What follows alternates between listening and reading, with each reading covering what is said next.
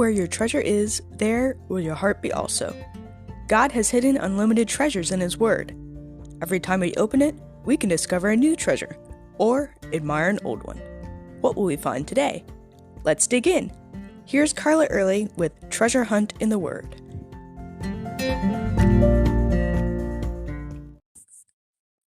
For the past couple of days, we've been looking at unity from Philippians 2. The importance of unity in the church and among Christians can't be overemphasized, especially since it pops up in several different places in the New Testament. And when the Bible repeats something, we know we'd better pay attention, right? In Philippians 2, Paul emphasizes to the church at Philippi the importance of unity, which comes out of a submission to the Lord and to fellow believers, humility, and putting others first ahead of ourselves. In verses 3 and 4, he brings up two major barriers to Christian unity: selfishness and pride. He says, "Let nothing be done through selfish ambition or conceit, but in lowliness of mind," that means humility, "let each esteem others better than himself. Let each of you look out not only for his own interest, but also for the interest of others." Our culture focuses on looking out for number one. If it's not me, it's not my responsibility, right?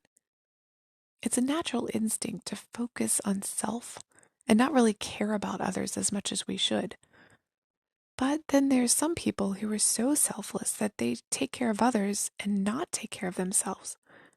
But like they tell you on an airplane, put your own oxygen mask on before helping others with theirs.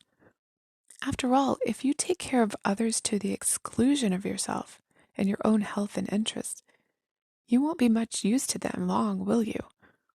So it's a balance. Take care of yourself and take care of others too. We're to be our brother's keeper and really care about others, just as Jesus modeled for us in the way He treated people and helped them and made them feel loved and cared for. Let's look at these two words: selfish ambition and conceit. Obviously not things we want in our own lives, but what are they? How can we recognize them when the devil tries to sneak them in? Selfish ambition is a political term. Paul used the same phrase in the previous chapter when he talked about people who preach the gospel out of envy and strife, trying to get ahead and hurt him in the process. The original Greek word means self-seeking pursuit of political office by unfair means. It's like you're running against God in an election. And let me just give you a clue here. You ain't going to win. So selfish ambition isn't a good motivation for anything. Carnal people are motivated by competition, advancement, and promotion. But we should only be motivated by love for Christ.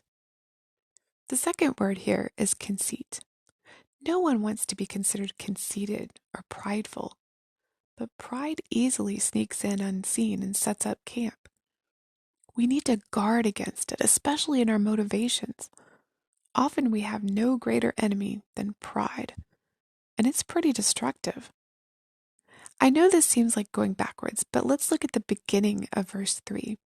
It starts out, "Let nothing be done out of selfish ambition or conceit."